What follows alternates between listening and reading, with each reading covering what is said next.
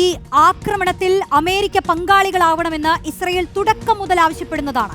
ഈ ആക്രമണത്തിന്റെ 10ാം നാൾ ട്രംപ് ആ ഒരു ആവശ്യം അംഗീകരിക്കുകയും അമേരിക്ക ഇതിൽ നേരിട്ട് പങ്കാളികളാകും ചെയ്യുന്നതോടെ ഈ പശ്ചിമേഷ്യൻ സംഘർഷം മറ്റൊരു തലത്തിലേക്ക് മാറിയിരിക്കുകയാണ് അല്ലേ? അമേരിക്ക എങ്ങനെയാണ് ഈ ആക്രമണം നടത്തിയത്? അവരുടെ പദ്ധതി എങ്ങനെയായിരുന്നു? അതെങ്ങനെ നടപ്പിലാക്കി? അമേരിക്ക ഇപ്പോൾ ഉന്നയിക്കുന്ന അവകാശവാദങ്ങൾ അതെന്തൊക്കെയാണ് സജീഷ്?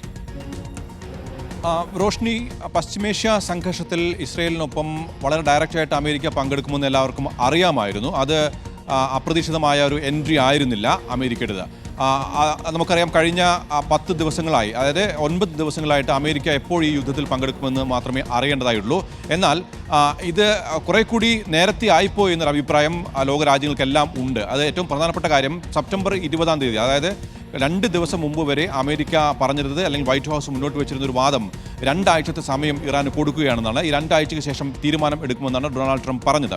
അതായത് ഈ 2 ആഴ്ചക്കുള്ളിൽ ഏതെങ്കിലും രീതിയിൽ കീഴടങ്ങാൻ, അല്ലെങ്കിൽ ഏതെങ്കിലും രീതിയിൽ ആണവ ചർച്ചകളിലേക്ക് ഭാഗമാക്കാൻ ഇറാൻ തയ്യാറാവുകയാണെങ്കിൽ ഒരു ഡയറക്റ്റ് അറ്റാക്കിലേക്ക് പോകില്ല എന്നതായിരുന്നു അമേരിക്ക മുന്നോട്ട് വെച്ച വാദം. പക്ഷേ അതാണ് ഇപ്പോൾ മറികടന്നുകൊണ്ട് ഈ സെപ്റ്റംബർ 20-ലെ ഈ പ്രഖ്യാപനത്തിന് ശേഷം തൊട്ട് 2 ദിവസം കഴിഞ്ഞപ്പോഴേക്കും അമേരിക്ക അതിശക്തമായ ആക്രമണത്തിലേക്ക് വളരെ നേരിട്ട് ഇസ്രയേലിനൊപ്പം പങ്കുചേരുകയാണ്. അതും ഇറാനിലെ 3 പ്രധാനപ്പെട്ട ആണവ കേന്ദ്രങ്ങൾ ലക്ഷ്യമാക്കിക്കൊണ്ട് ബങ്കർ ബസ്റ്റിംഗ് ബോംബുകളാണ് B-2 സ്റ്റെൽത്ത് വിമാനങ്ങളിൽ നിന്ന് അമേരിക്ക വിക്ഷേപിച്ചത്, അവിടെ തകർത്തത്.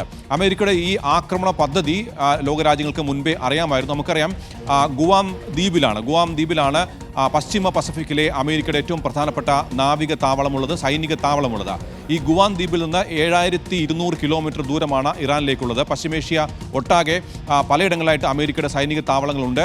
അവയെല്ലാം ഒഴിവാക്കിക്കൊണ്ട് ഗുവാം ദ്വീപ് തെരഞ്ഞെടുത്തതിന് പിന്നിൽ അമേരിക്കയുടെ സൈനിക തന്ത്രം തന്നെയാണ്. കാരണം 7200 കിലോമീറ്ററോളം ദൂരെ നിന്ന് ഒരു ആക്രമണം നടത്താൻ പോകുമ്പോൾ അവിടത്തേക്ക് തിരിച്ച് ഇറാൻ ആക്രമണം നടത്തില്ല എന്ന് ഉറപ്പിക്കണം. മറ്റു സൈനിക താവളങ്ങൾ പശ്ചിമേഷ്യയിലെയും കുവൈത്തിലെയും ഒപ്പം തന്നെ ഖത്തറിലെയും സൗദി അറേബ്യയിലെയും UAE-യിലെയും സൈനിക വ്യോമ താവളങ്ങളിലേക്കെല്ലാം ആക്രമണം നടത്താൻ, അമേരിക്കയുടെ സൈനിക താവളങ്ങൾക്ക് നേരെ ഈ ഒരു തിരിച്ചടി നടത്താൻ ഇറാന് വളരെ എളുപ്പം കഴിയും. കാരണം അതെല്ലാം 1000-2000 കിലോമീറ്റർ പരിധിക്കുള്ളിലാണ്. ഗുവാം 7000-ഓളം കിലോമീറ്റർ അകലെയാണ്. അപ്പോൾ അവിടെ നിന്ന് ആക്രമണം നടത്തുമ്പോൾ അവിടെയുള്ള മറ്റ് സൈനിക ആയുധ പുരകളെല്ലാം സംരക്ഷിക്കാൻ അമേരിക്ക കഴിയും. അങ്ങനെ വളരെ തന്ത്രപ്രധാനമായ ഒരു തീരുമാനത്തിലേക്ക് എത്തുകയും മിസോറിയിൽ നിന്ന് ഗുവാം ദ്വീപിലേക്ക് B-2 വിമാനങ്ങൾ 6 B-2 വിമാനങ്ങൾ എത്തിക്കുകയും ചെയ്തു ഇന്നലെ രാത്രിയോട് കൂടി. അതിനുശേഷം ഈ 6 B-2 വിമാനങ്ങൾ ഇന്ന് പുലർച്ചെ 4 മണിക്ക്, ഇന്ത്യൻ സമയം പുലർച്ചെ 4 മണിക്കും ഇറാൻ സമയം പുലർച്ചെ 2 മണിക്കുമാണ് ഈ ആക്രമണം നടന്നത്. 6 ബങ്കർ ബസ്റ്റർ ബോംബാണ് ഈ 3 ആണവ നിലയ കേന്ദ്രങ്ങളിലായി വിക്ഷേപിച്ചത്. ഓരോ ആണവ നിലയത്തിലും 2 വീതം ബങ്കർ ബസ്റ്റിംഗ് ബോംബുകൾ വിക്ഷേപിച്ചു എന്നാണ് നമുക്ക് അറിയാൻ കഴിഞ്ഞത്.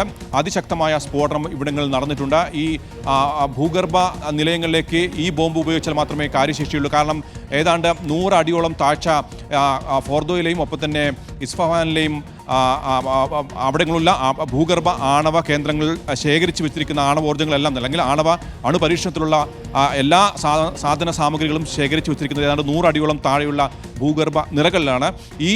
ഇത് തകർക്കണമെങ്കിൽ ഇത്തരം ബങ്കർ ബസ്റ്റിംഗ് ബോംബുകൾ വേണം. അത് ഏറെക്കുറെ 200 അടിയോളം താഴ്ചയോളം തുളഞ്ഞു കയറി ആക്രമിക്കാൻ ശേഷിയുള്ളതാണ്. അത് അമേരിക്കയുടെ കൈവശം മാത്രമാണ് നിലവിൽ ഉള്ളതാനും. അതുകൊണ്ട് തന്നെ ഈ ബോംബുകൾ ഉപയോഗിക്കണമെന്ന് കഴിഞ്ഞ ഒരാഴ്ചയായിട്ട് ഇറാൻ ആവശ്യപ്പെടുകയാണ്, സഹായം ആവശ്യപ്പെടുകയാണ്. അതാണ് ഇപ്പോൾ ട്രംപ് നടത്തിക്കൊടുത്തിരിക്കുന്നത്. ഏതായാലും അമേരിക്ക വളരെ സുപ്രധാനമായ ഒരു എൻട്രി ഈ പശ്ചിമേഷ്യ യുദ്ധത്തിൽ നടത്തി കഴിഞ്ഞു.